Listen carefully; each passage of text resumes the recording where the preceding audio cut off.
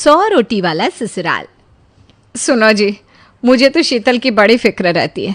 उसका ध्यान तो बस घर के बाहर दोस्तों के साथ घूमने फिरने में ही रहता है। उसे कुछ बोलो तो एक नहीं सुनती। मैं तो कहती हूँ इसकी जल्दी शादी वादी करवा दो, वरना लड़की हाथ से निकल जाएगी। तुमसे ज़्यादा चिंता है मुझे शीतल की शादी की। कल ही वो रामपुर वाले मौसा जी को फ़ोन भी किया था। बता रहे थे एक लड़का है नज़र में, उनका अपना घर है और लड़का भी अच्छा है। अरे तो फिर बस बात चलाओ ना, एक बार देखे तो सही लड़का और घर बार कैसा है। कौन से लड़के की बात चल रही है यहाँ? तुम्हारी शादी की बात चल रही है बेटी। अब तुम्हारी शादी की उम्र हो रही है तो लड़का तो देखना पड़ेगा ना। उफ़ो, मुझे अभी नहीं करनी शादी वादी। ये तो मेरे खेलने कूदने के दिन है। बहुत खेल कूद ली तुम।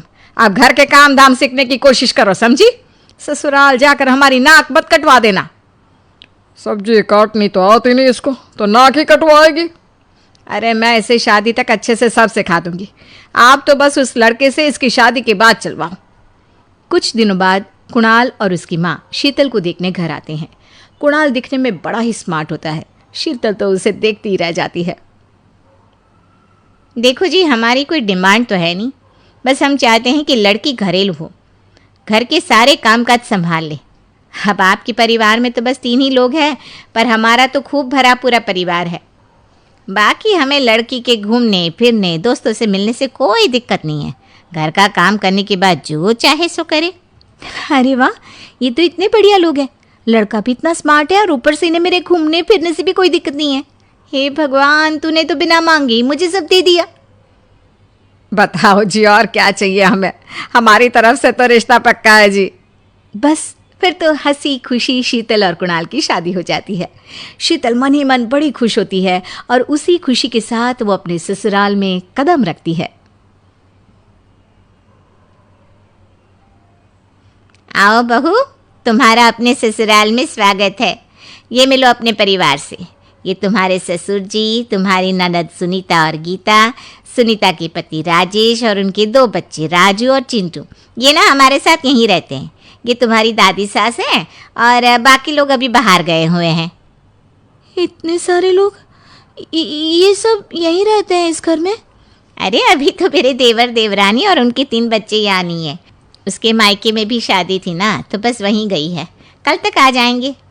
हे भगवान, ये घर है या धर्मशाला? ये सब एक साथ इस घर में कैसे रहते हैं? मुझे तो पता ही नहीं था इनका इतना बड़ा परिवार है। अब समझी कि कोई डिमांड क्यों नहीं की इन्होंने। ये सब चाल चले मेरे साथ। अरे बहू, खड़े खड़े क्या सोच रही हो? चलो अपने कमरे में जाकर आराम करो। जी माँ जी। अगले दिन शीतल का ससुराल में पहला दिन होता है। शीतल रसोई में जाकर सबके लिए खीर बनाने लगती है। तभी उसके ननद सुनीता आती है। अरे वाह भाभी, आज क्या बना रही हो? बस दीदी, आज वो पहली रसोई है ना, तो खीर बना रही थी। अरे भाभी, ये खीर भी रहने दो। घर में 4 लोगों को शुगर है और कुछ लोग मीठा ही नहीं खाते। आप ना सीधा खाना ही बना दो। क्या फ़र्क पड़ता है मीठा बने या नमकीन? बस बहू के हाथ की पहली रसोई होनी चाहिए ना। जी दीदी, तो फिर मैं खाना ही बना देती हूँ। आप बता दो खाने में क्या बनेगा? बस सिंपल सी कोई सब्जी बना दो, जैसे आलू गोभी या आलू मटर, और उसके साथ रोटियां सेक दो। हमारे परिवार में अब तुम्हें मिलाकर पूरे 20 लोग हो गए हैं। 15 बड़े और 5 बच्चे। बड़ों की 6-6 और बच्चों की 2-2 के हिसाब से रोटी बना देना। चलो मैं चलती हूँ, सब देख लेना। हाँ, बड़ों की 6-6 रोटी, मतलब कि 15 लोगों की 90 रोटियाँ, और बच्चों की 2-2 रोटी, मतलब 5 बच्चों की 10 रोटियाँ। 90 और 10 मतलब कुल मिलाकर 100 रोटियाँ। हाय, मैं तो मर गई। 100 रोटी अकेले कैसे बनाऊंगी? माँ, ये तुमने मेरी शादी कहाँ कर दी? शादी से पहले तो मैंने कभी 4 रोटी से ज़्यादा नहीं बनाई। शीतल एक बड़ी सी परात में 100 लोगों के हिसाब से आटा निकालती है और उसे गूंथना शुरू करती है।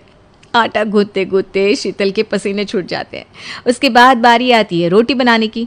शीतल एक एक करके रोटी बनाना शुरू करती है और 10 रोटी बनाते ही अपनी कमर पकड़ लेती है।